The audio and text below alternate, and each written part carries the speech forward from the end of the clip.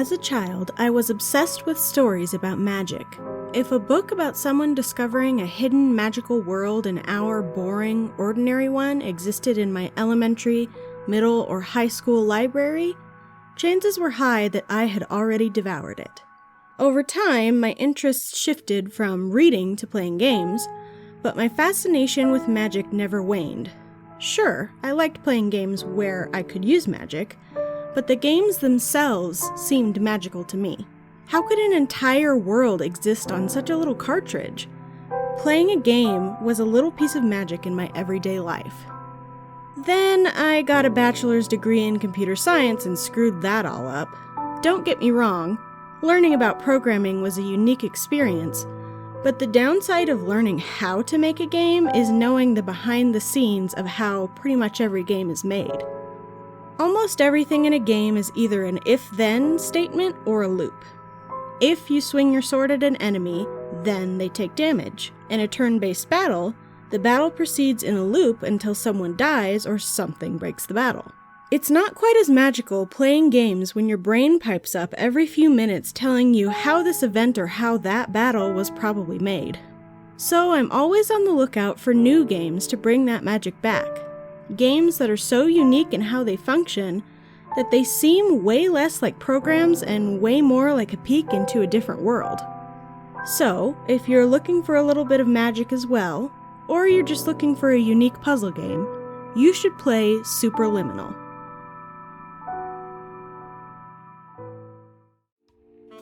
Superliminal is a first-person puzzle game developed and published by Pillow Castle and released on the Epic Game Store on November 12, 2019. Since then, it's also been released on the Switch, PS4, Xbox One, and it's coming to Steam on November 5th of this year.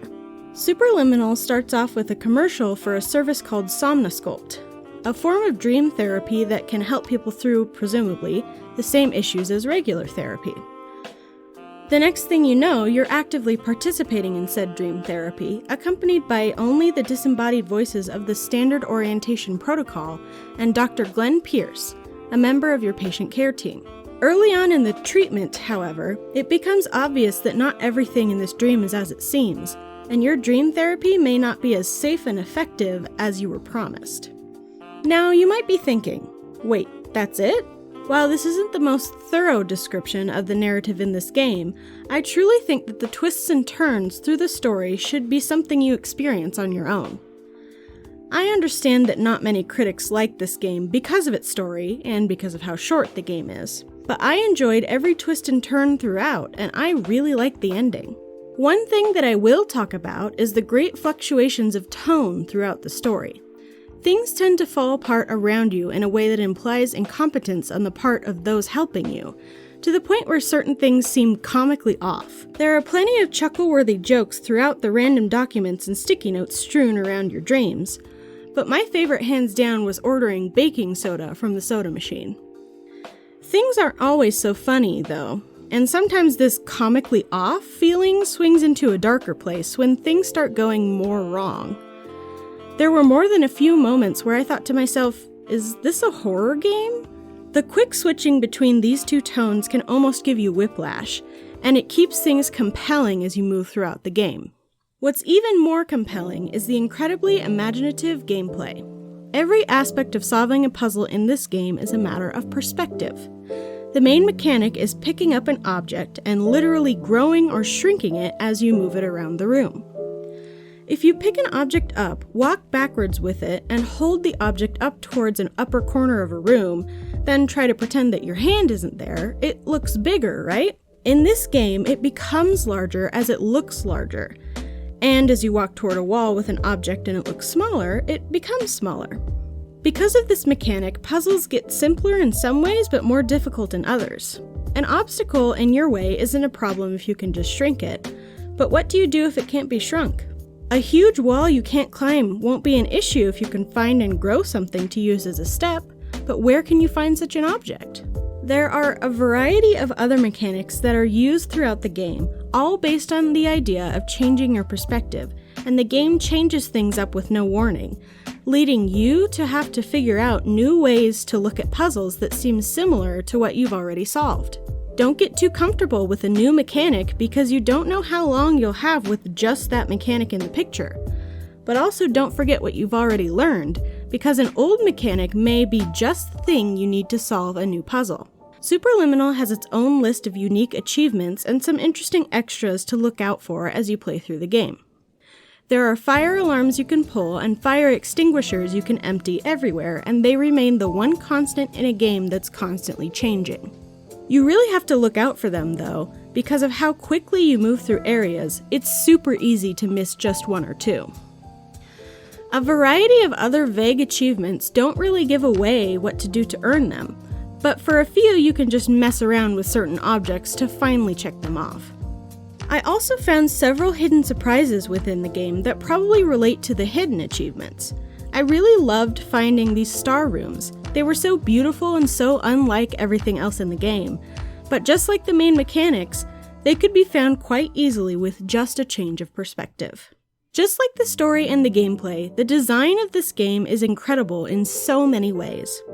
Like I was talking about in the story section, notes and papers are scattered everywhere detailing the mindset of the people who built this dream therapy. Every bit of dialogue is designed to make you feel a certain way, especially in the creepier places.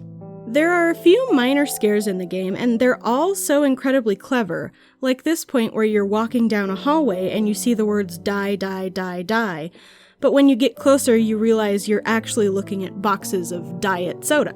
The sound is perfect in those spooky parts as well. The music cuts out in just the right spots,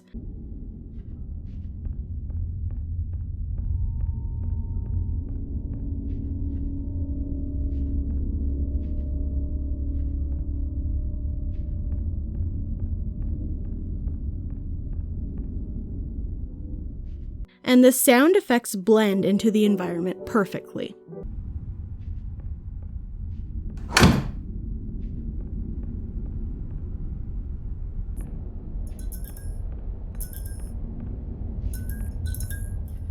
Speaking of the sound, all the rest of this game has this beautiful, jazzy soundtrack that is soothing and changes up often, which is great because repetitive soundtracks get frustrating when you're trying to solve puzzles. The visual design of this game is quite simple in many places, but quite beautiful and complex in others. So many visual points in this game are designed to trick you, or to confuse you, or to startle you, and the dedication and care it must have taken to place these points into a game world is so admirable. Every single aspect of this game is designed so beautifully that it really feels like magic. It has been a hard time for everyone lately. There's no need to beat around the bush about that. We're all trying to seek out something to give us just a little extra happiness during these rough times. Something, well, magical. If you've been as intrigued as I was with the comical and creepy story, the unique and fascinating gameplay, and the perfectly crafted design, I hope Superliminal will be that something magical for you as it has been for me.